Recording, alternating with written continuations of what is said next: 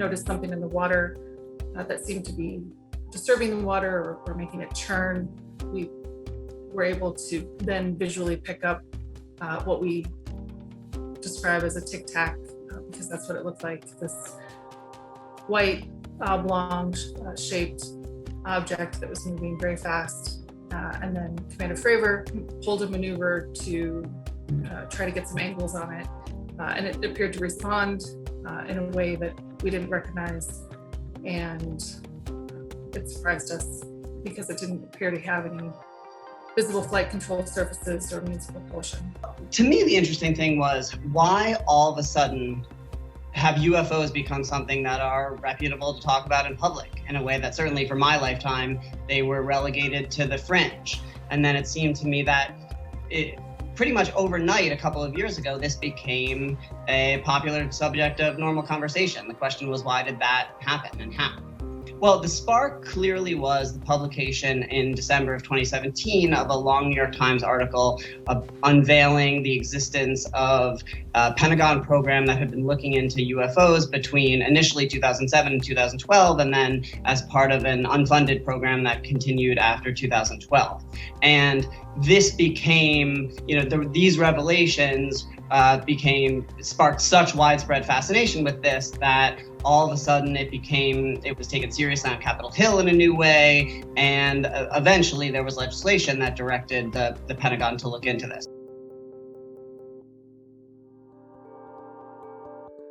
I think what we have to understand is that we are receiving all of this information through the prism of who wants us to get it. Right. So whenever 60 Minutes is involved in something, there's something cultural going on. There's 60 Minutes is such a towering, institutional figure. CBS Viacom or Viacom CBS. It's a corporate.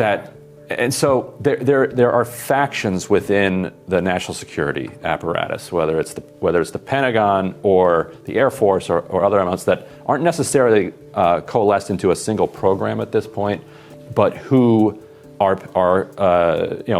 motivated to persuade us that this thing is moving. And so whenever you see quick public shifts of opinion on things, I wonder, well, who's benefiting from this and where is this stuff coming from? Which doesn't mean any of it's untrue, but I also want to know that. I mean, what's your read on the motivation of this Pentagon report? So I'm with Sagar on this. My friend Tom Rogan, who's really well sourced on these issues, he tweeted, "This won't age well for Avril Haines. Not that they can't explain, that's fine, but if really no new conclusions, nuclear strategic interdiction, unconventional propulsion, and sensor systems, then they're playing games with the American people."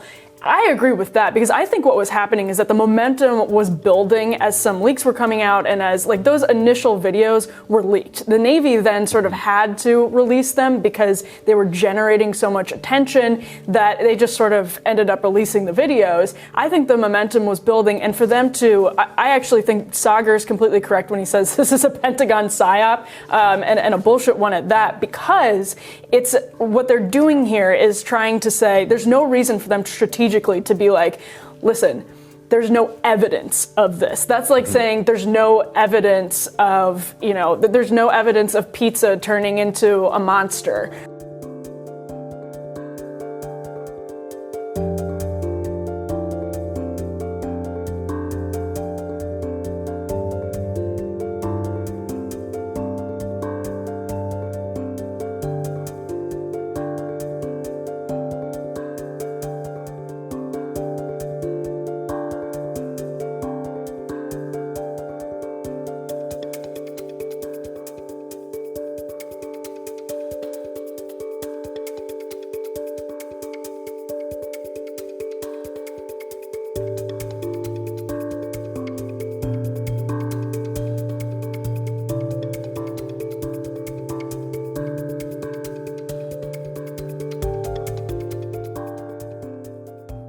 Fascinating about this entire UFO debate is that it's coming at a time where people don't trust the government already.